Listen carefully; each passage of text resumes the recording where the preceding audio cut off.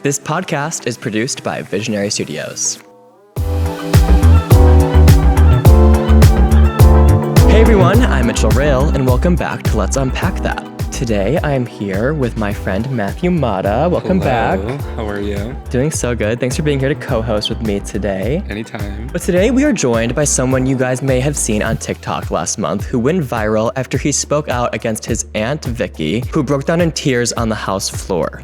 But he has much more to his story than that, so I'm so excited to have Andrew Hartzler here with us. Andrew, welcome to the pod. How are you? Hi, thanks for having me. I'm good. Thank you for being here. So Andrew, for those who maybe aren't familiar with you, or those who maybe just saw you come up in their feed and just saw you explain that situation with your aunt, do you kind of want to give a little bit of backstory on who you are and where you're from? So I am 24 years old. I live in Tulsa, Oklahoma. I grew up in a really religious home, deeply conservative.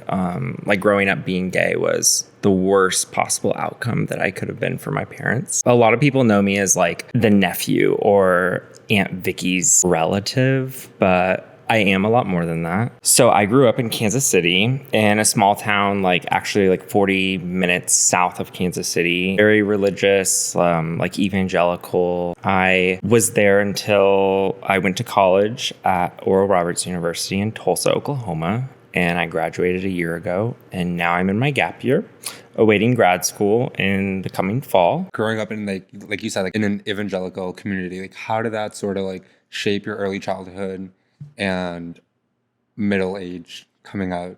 Okay, not middle age. We're still young. Yeah. Yeah. Formative years. We are young. Yeah. And we're still young. Mm-hmm. Growing up, I had an older cousin, and he was gay, and he was the outcast. And I remember when he was heavily involved with the law, getting into legal trouble. And I remember hearing stories about him and my mother framing that how he behaved was common with gay people. So he would get arrested for stealing or something like that. And my mom would say, oh, that just kind of goes with being gay. And me, I'm 6-7 years old at the time, thinking wow, so all gay people are thieves, and they all do drugs, and they all steal cars and stuff. So whenever I started coming into my own sexuality and figuring out who I was, it was hard because I didn't know how my parents would react. I mean, I guess I did. I always hoped that their reaction would be different, because whereas that was my cousin, I'm their son. I came out to my parents when I was 14 years old. And the first thing that my mother said to me was sweetie, no, that's how you get AIDS and die. They had a really bad reaction, not the reaction I was hoping for. Prior to coming out, I had watched a bunch of coming out videos on YouTube of really positive reactions from parents, just kind of having very wishful thinking about what their reaction would be. Ultimately, they sent me to a conversion therapy.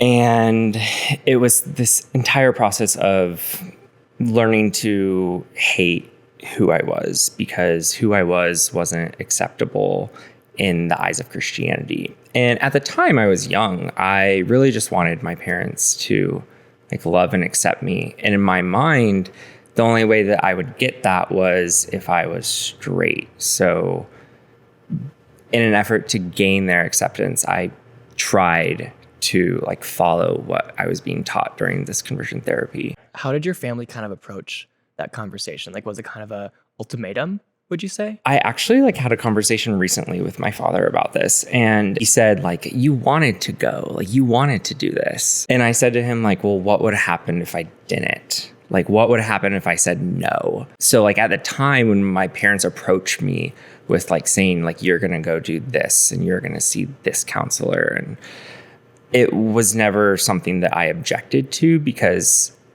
as scary as that may seem at the time, I didn't want to think about what would happen if I said no, and being forced to do something else. Now you hear about the troubled teen programs where they send their kids off for months on ends to do insane labor and horrible traumatic experiences.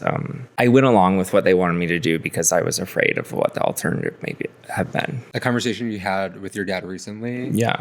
Do you still participate in any sort of organized religion? Or like how did that initial introduction to a conversion therapy in the name of religion, how did that sort of like dictate your outlook of organized religion in general? Yeah. Recently, like when I talked to my parents, it was because I told them that I wasn't going to come home for Christmas. And the reason was because there's nothing healthy about being around people that say they love you, but then at the same time, they say they don't accept you because of like my parents saying, we don't accept you for being gay, but we love you. Well, that just kind of messes with your head. So the day after Christmas, my parents like called me and they were outside my apartment building in Tulsa, Oklahoma. And like we got into this conversation where my parents told me that their problem wasn't that I was gay. It was that I had fallen away from God. So the reason that my dad made that statement was I was trying to convey to them how like being forced into those conversion therapy type programs in the name of Christianity and like all that harm and pain that it put me through, it like really shaped how I viewed Christianity. Like the suffering that I went through in the name of Christianity definitely did play a role in my religious views to this day. So what are those views? I would say like I believe in a higher power, but as to like who that is or what that is, I'm like uninterested. And I think that higher power is also uninterested. And I also think like socially structured views of religion are often rooted in this belief of a singular higher being. But I think religion in general is just like a sense of community building through a like certain ideology or viewpoint on things. You know what I mean? So I feel like we can build like religious beliefs around a sense of community. And I think that's like what modern day religion is going to eventually become. Yeah. But who am I? I'm not no philosopher here. My father said to me he was trying to like justify his like unacceptance with my sexuality. And he was like, you know, my mother wouldn't be happy with me if I was going around sleeping with all these women. And I said, well, Dad, you can stop sleeping with women. Like I can stop sleeping with a bunch of men, but I can't stop loving a man. Just like you can't stop loving a woman. Yeah. And they tried to like frame it as like sexual immorality, whereas it's not about that. It's about like who I love. And ultimately the conversation got broken down to you can't be gay and a Christian. And I was like, so you want me to live a life of suppressing who I am? And they said, well, some people are called to be a celibate. I was kind of in shock, like, for real? You want me to be a celibate? Like, how is that even realistic? No, yeah. And I think it's also like this false belief or misunderstanding of the queer community by heterosexuals when they create legislation, like when we think of like the bathroom bill.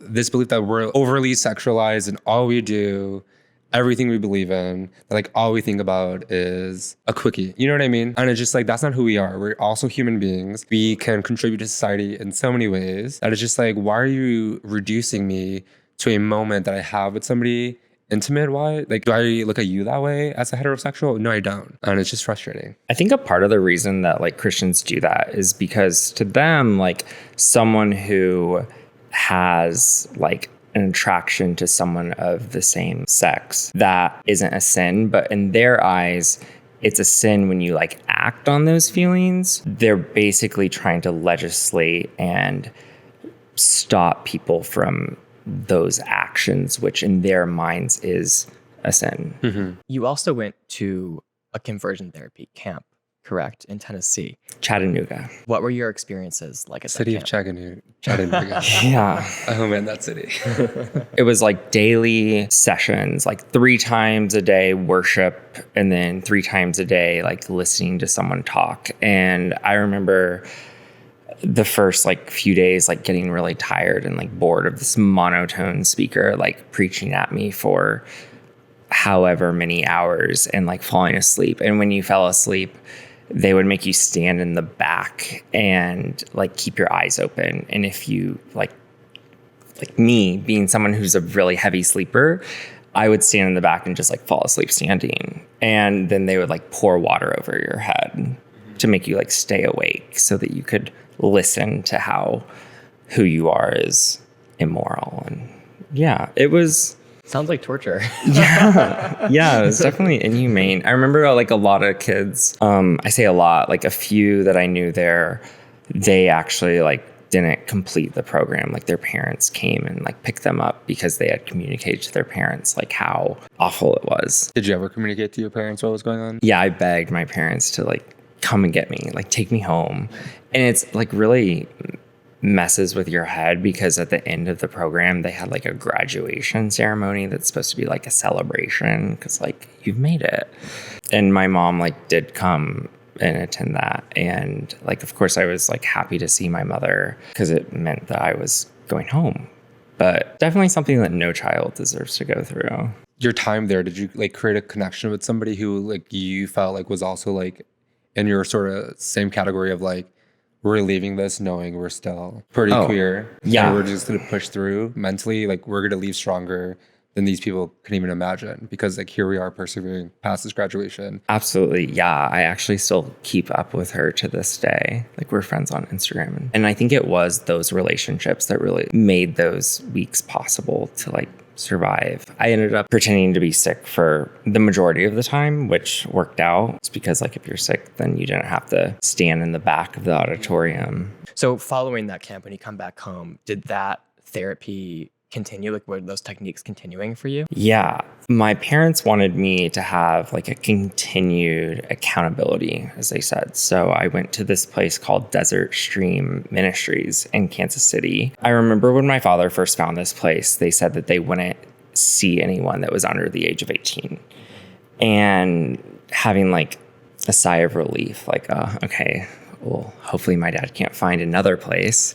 And then all of a sudden, like, my dad telling me, yeah, okay, you're going to go to this place. And it's like, what? I thought they wouldn't see me. I'm too young. Coming to find out, like, my father made a like monetary donation to this organization and like, which is a registered nonprofit or like was, I'm assuming it still is, which is just crazy that these places are like recognized by the federal government and they receive like all those tax benefits that nonprofits do. This is why we need government oversight in everything. I don't care what anybody says. Yeah. I love oversight. Like, give me oversight. Because stuff like this just slips through the cracks and it just doesn't make sense. You know what I mean? Like, they need to pay all the taxes. Yeah. Yeah. Like why are they getting these deductions for literally practically torturing people? Literally. So what was your experiences like going on from that, between then and kind of going to college? What is the life of Andrew like? I originally was going to go to Pepperdine in Malibu. That was like my dream school. Like it was all set. And then my senior year in December, my like father told me that if I went to Oral Roberts University, my tuition would be paid for and like I would get XYZ. If I went anywhere else, I was on my own. And I'm like, okay, what is Oral Roberts University? I'd never heard of it. I ended up going there because like free college made the financial decision, which I'm like, ultimately, I don't regret. And I get there and basically I wanted to try like one more time to like play into the idea of like being able to be like straight because ultimately I wanted my parents' acceptance at the time. And I was like, a lot of my actions I was doing for that. Like in high school, backing up, I was only friends with girls. And like I had gone through the conversion therapy like in high school and it didn't work. Like it basically got to the point where I would try for several months and it would end up where I would feel like I was worthless because like it wasn't working. And basically what they do during conversion therapy is they teach you to suppress your sexuality and that those attractions that you have to someone of the same sex, they call it like SSA, same sex attraction. So like when I would have feelings towards another man, that would mean that I wasn't spending enough time reading my Bible, that I wasn't praying enough, and that basically like I wasn't doing enough. And no matter like how much I did those things, like I still would see someone walking in the street or like see someone in my high school and like, yeah, I would have an attraction to them because that's who I was sexually attracted to. And it wasn't working. And ultimately, like I would just play the part to get by, to tell my counselor what he wanted to hear so that he would tell my father what my father wanted to hear. So moving forward, when I went to Oral Roberts University, I thought that the key to this puzzle was that I hadn't had like straight guy friends, which I didn't have in high school. So my goal when I got to Oral Roberts University was, okay, I'll try this one more time, get straight guy friends to like surround myself with what I was ultimately trying to become. So I like started there in August of 2017. And then by December, I found myself like falling in love with like one of the straight guy friends that I had made. And at the time I didn't know how to interpret these feelings because he started going on dates with this girl and I would become like, you're like, she has to go. You know what I mean? Like you're in the way of my man who I'm falling in love with. I mean, you gotta go. Yeah. Like I just had this bitterness towards her. I'd be like refreshing find friends. Like, where are they? And it was really toxic. It took me a while to realize like, oh, wow, I'm like finally able to get straight guy friends and I like fall in love with them. Well, obviously my sexuality isn't changing. No matter like who I surround myself with, like I'm always going to be attracted to who I'm attracted to. Ultimately, like we were still good friends throughout all of college and beyond. But did you talk to him today or keep in contact? So fast forwarding a bit, when I was at Oral Roberts University, my junior year, I was reported for like having a boyfriend and bringing that boyfriend who went to another university onto Oral Roberts University's campus. And that was not okay because it was deemed homosexual activity. And then I was like subjected to what they termed accountability meetings, which basically was more conversion therapy type meetings. Did that happened during 2020, right before COVID. And then COVID happened and I kind of like got swept under the bus as far as like them keeping up with those meetings and like didn't have to go through that anymore. And then I graduated and I joined a lawsuit with the Religious Exemption Accountability Project. And after things with that went public, almost everyone that I knew from Oral Roberts University who like accepted my sexuality and like when I came out to them, I was like, oh yeah, that's great. There were a few people who were like, oh, you know, like that's a sin, but I still love you. Like love the sinner, hate the sin type of thing. But that friend included was one of the ones that just kind of said goodbye. Have you heard from any of those people like in recent months as you've kind of been on the rise? On the rise. Well, he's on the rise. I mean, Andrew, on the rise. But you've been on like every single publication you could think of. Everyone's been you've been interviewed or they've written an article about you. I'm just wondering, as you've kind of been getting this increased public visibility, have any of those people reached out to you at all? 2. Okay. 2 people. Has it been a positive interaction? Yeah. Out of the people that I was like close friends with at ORU, like 2 people have reached out in roundabout way.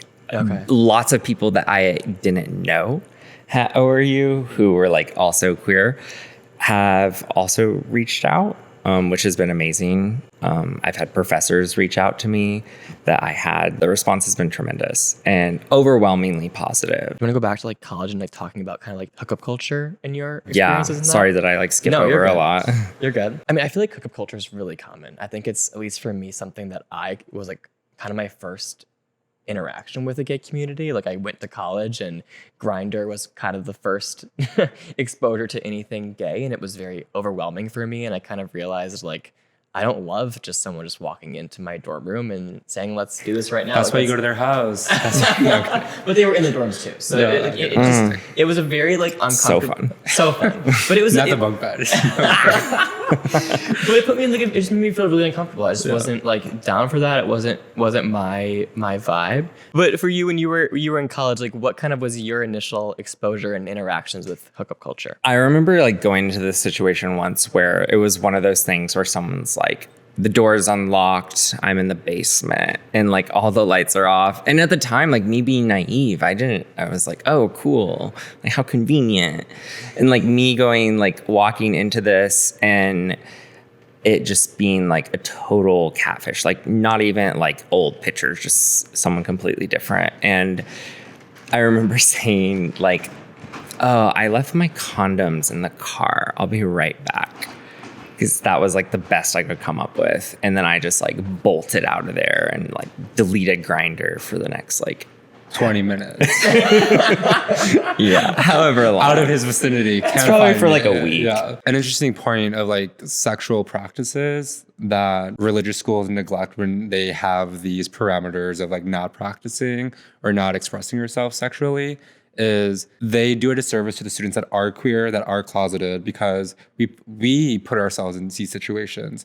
We consciously have to be like, you know what, we're gonna have to take this risk because we can't do this anywhere else, and this is the only thing open to us. Like when we were talking earlier about prep, you know what I mean? Like who has those conversations with us? Like when you don't have those at home. And like it may be naive, but like a lot of people go to college and don't know what that is, don't know where to go, don't know a clinic to go to. And if it wasn't for my RA in college, I probably still wouldn't be on prep. I mean, okay, I would probably be on prep now, but like, you know what I mean? Like, yeah. So I feel like, especially when you go to a very like religious conservative school, like they don't realize like they're putting their own students at risk mentally, physically. And it's just like, how do they not realize that? It's actually like real danger they're putting us in. Like I remember the way that I would do like my HIV test on campus. I don't know, like if your campuses had like the blood drives, but they would do like the Oklahoma blood drives on our campus, and I would go get blood because then like 4 to 6 weeks later, you'd get a little letter in the mail telling you that your blood was like didn't have any like thing, you know, because they test the blood. Not a good thing to do. Don't recommend. I didn't know what to do. I didn't even know what prep was really at that point. So you came out to your parents when you were 14, and then again your sophomore year of college.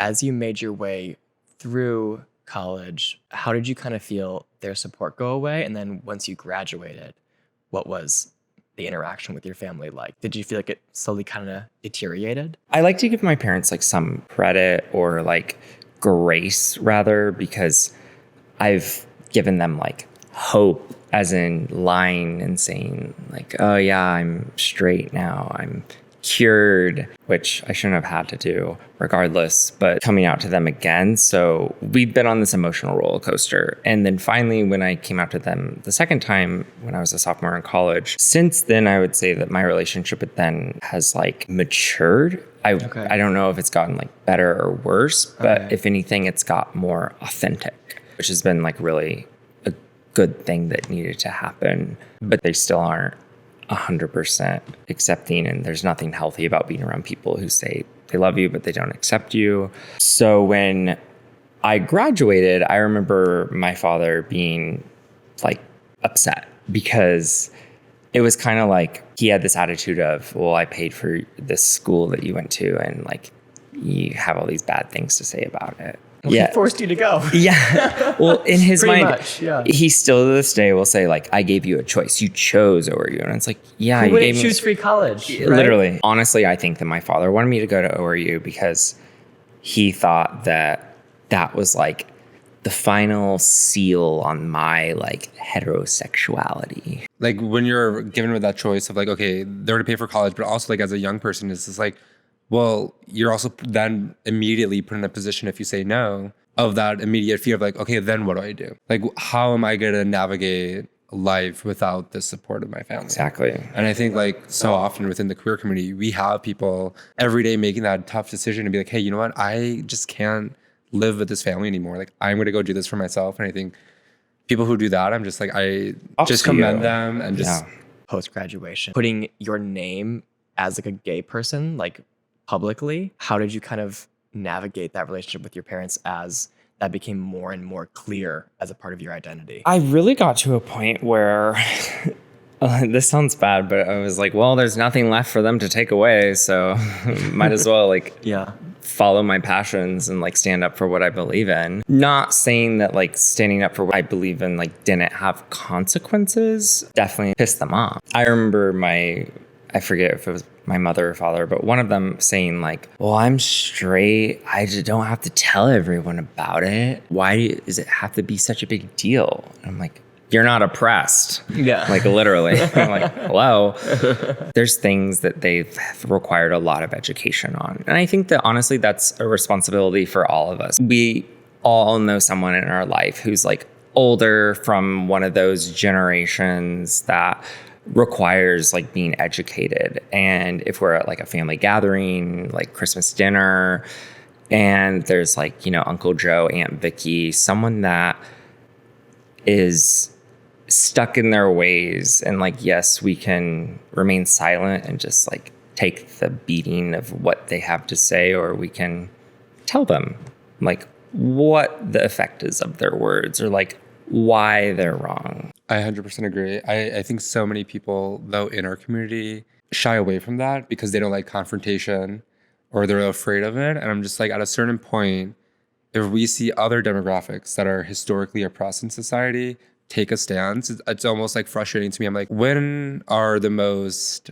socially acceptable group of queer people, which are white gay men, going to finally be like, okay, you know what? I'm going to have these awkward conversations every single time I see my family members like that. You know what I mean? I feel like we're missing that gap that's really pushing us to actually like be where we should be. You know what I mean? So I'm like, if you're the most palpable group of the queer community, it's almost like you have more of a responsibility to do that, to have those conversations, to force those like Uncle Joe and Vicky, like, you know what? No, you can say that, but we're going to talk about it right now for everybody. At least make them listen to you. I mean, if they don't want to like, accept it, they can at least understand it. I think there's a lot of things, even in the gay community, where people judge others' like decisions or choices or what they like to do. You don't have to like be like, yay, but you can at least like have an understanding and respect for people's differences. I think that is something that isn't hard to do. All it takes is listening. And I wish a lot of people from those older generations that choose to make a joke or a quip about someone's identity or who they love or who they like, rather than making that joke, why can't you just take a pause and like take a moment to listen and understand and maybe have some respect for that person? Because in the end, you can yell and scream and do whatever you want, but people aren't going to change. They're going to keep doing that. So you can either waste all of that energy doing whatever you want to do over there, or you can maybe have some compassion and like respect for others. I think it's something that's really missing, especially like in the political field and area of our country right now. There's no compassion or respect for others. Zero respect in a lot of spaces. One of the most powerful tools we all have is our voice. Mm-hmm. And how we use it can have like really good outcomes or really negative outcomes. It's like based on our intentions. Those conversations are important. So can you sort of describe what thought process went into you joining the lawsuit? Like a friend of a friend of a friend knew my story at ORU, pointing me in the direction of REAP, which is the Religious Exemption Accountability Project. And like I shared my story with them about what happened at ORU, and I became a plaintiff in their class action lawsuit against the United States Department of Education, which is advocating for 100,000 plus students at religious universities across the country. And myself, as well as like 43 other plaintiffs from different religious institutions across the country, are like all standing up and speaking out for like the violence that happened to us at these institutions. And what's happening is, let's say you go to college, you apply for FAFSA, you get your Pell Grant, you get FAFSA money, that's federal money, or you like are in the science department, you're in the library, and they get like federal grants to like do research or such. Well, then these institutions receive religious exemptions, and they're able to freely discriminate against LGBTQ students. Like you might have heard of Title IX protections. Title IX protections protect against discrimination on the basis of sex and sexual orientation and gender. And religious exemptions make it where they don't have to follow Title IX rules. And it's a lot of harm being done. Like, you can be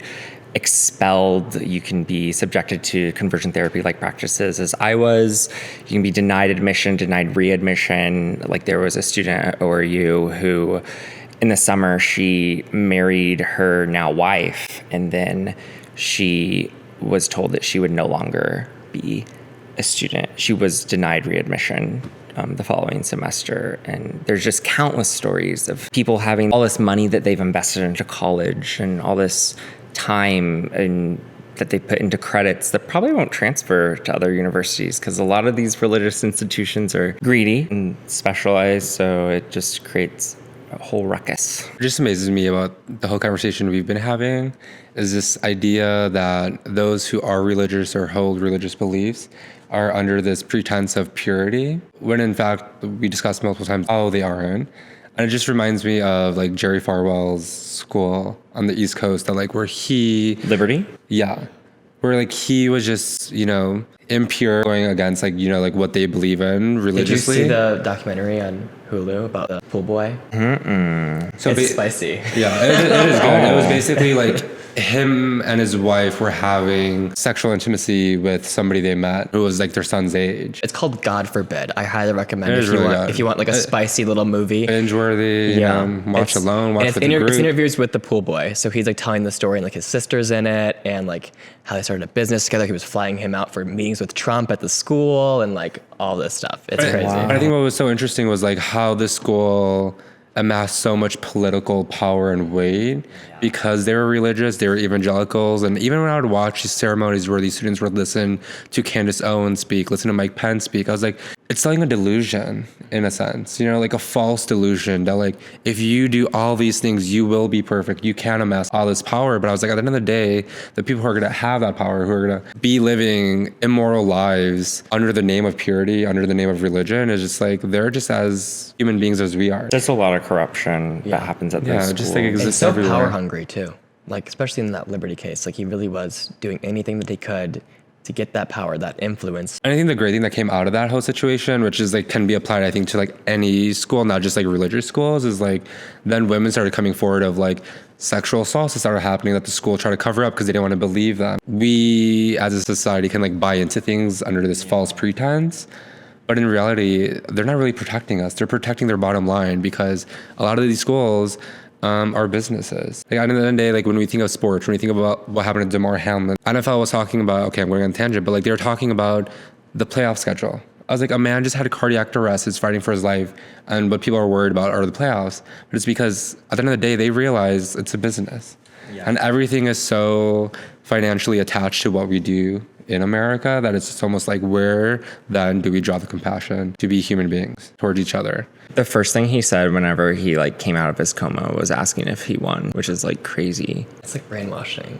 Literally. You know, at Oral Roberts University, there was a case where a girl got pregnant. Like she and another student were like fornicating, and the girl got pregnant. She was expelled because she was violating the honor code of having like sexual immorality. The guy, nothing happened. Even just to think about like with the speaker vote recently, like just if that would have been women that were fighting and like about to lunge at each other on the House floor, what would they have been saying?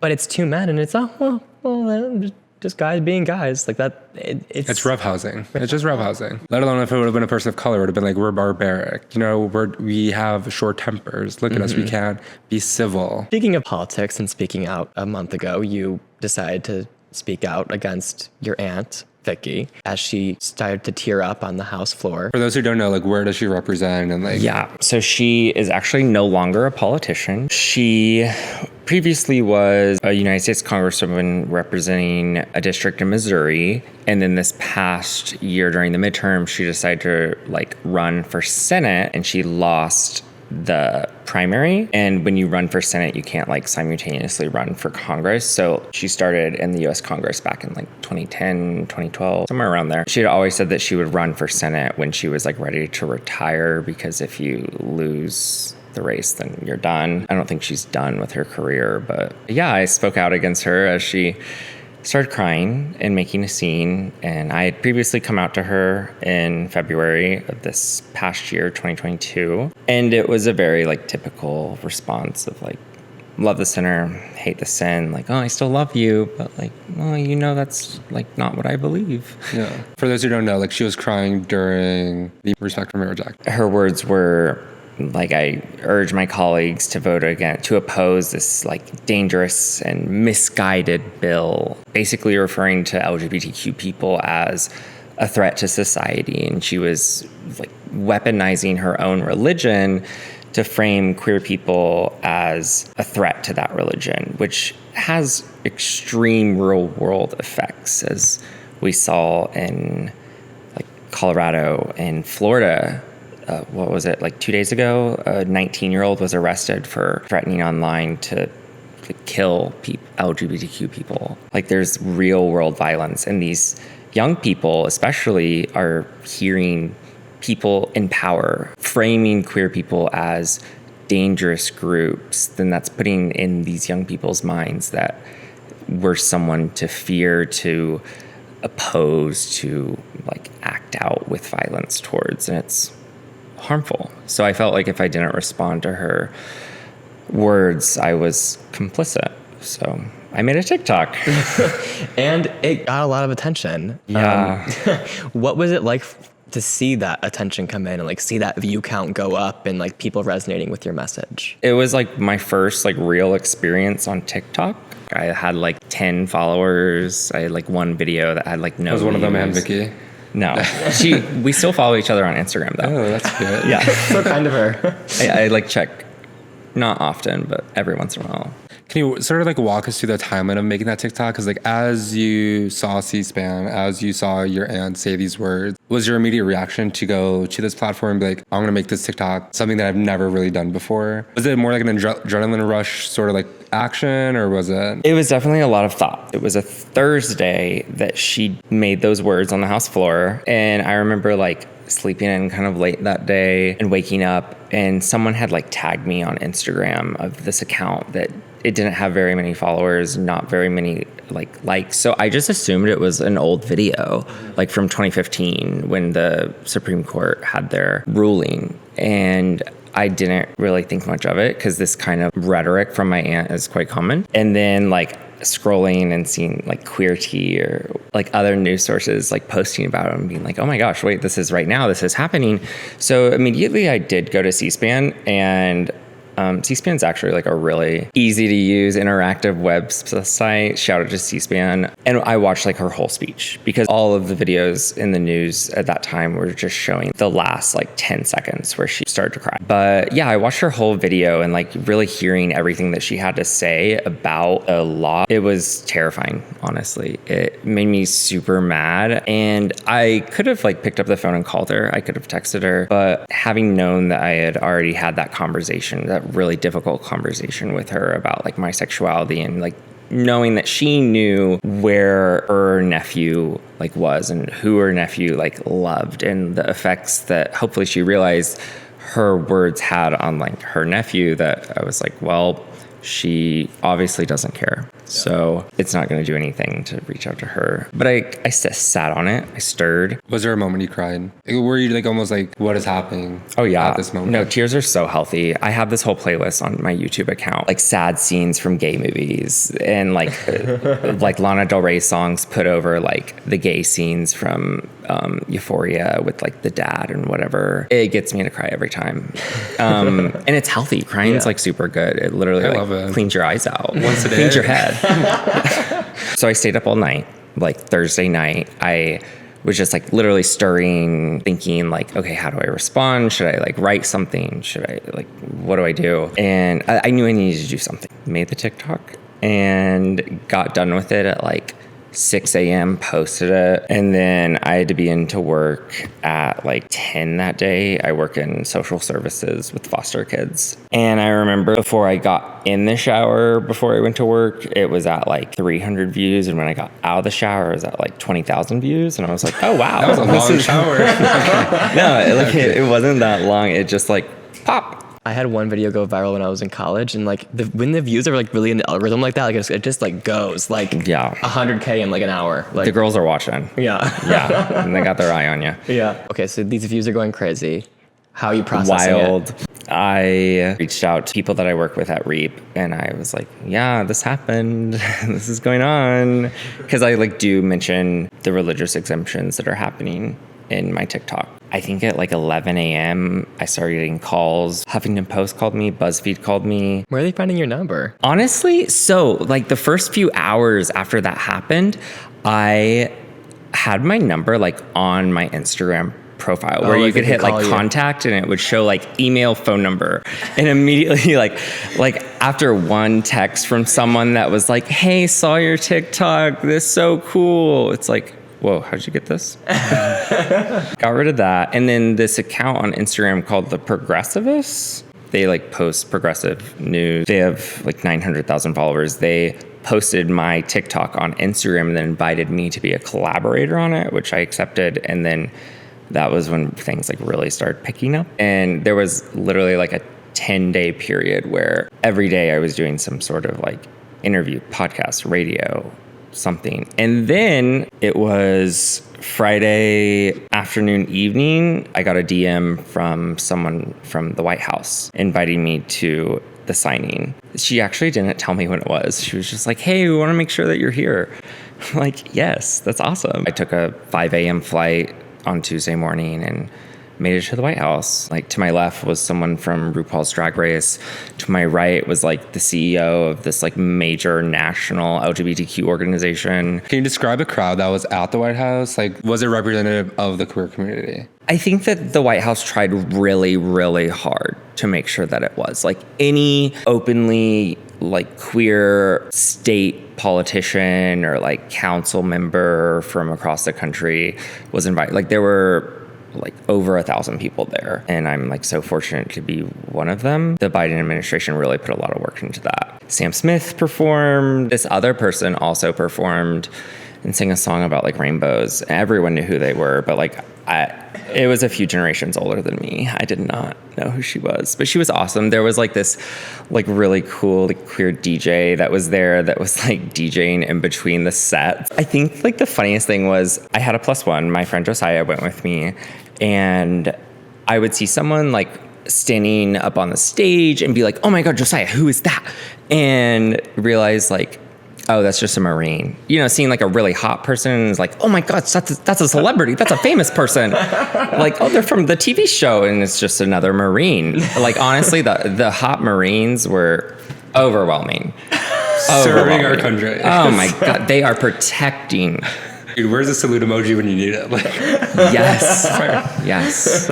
take me. I love it. So you did lots of press. You've been on MSNBC, CNN. When I like Google Andrew Hartzler, like so many articles come up. Is there like a certain like interview or any interviews that have really like stuck out to you? Like any surprises when it comes to doing like TV interviews? So it was really exciting to get to do live TV, like actually in person. I'd done live TV previously, but it was like over Zoom. So when I was at the signing, I like wasn't really looking through my email, but like after it kind of wrapped up, I checked my email, and MSNBC wanted me on at 7, and then CNN wanted me on at 10. For those who don't know, 7 p.m. is Joy Reid. Yeah, Joy Reid, who at the time, like I didn't connect like name and face, but I definitely like recognized her when I met her. Joy was super nice. At the end of the interview, she was like, this is Andrew. He hasn't done much live TV. Give it up for Andrew.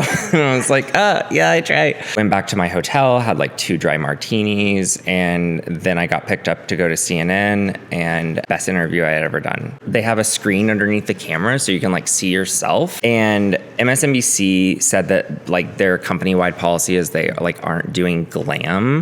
So when I was looking at myself, like I looked like we're really strong into COVID restrictions. Yeah, COVID safety is huge. That's what they said.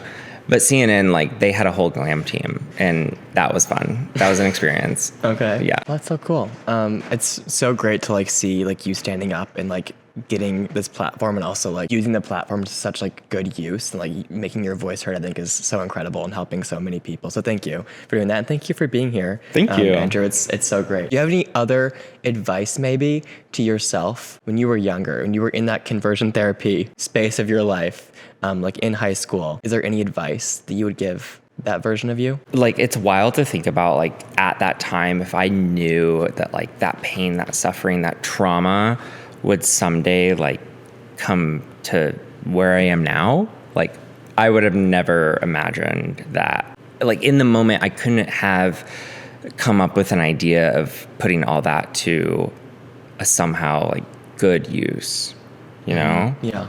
So I think my advice to everyone would be, no matter like what you're going through, no matter what's happening, at some point you'll be able to look back and realize like how those things led you to where you are and made you the person that you are today.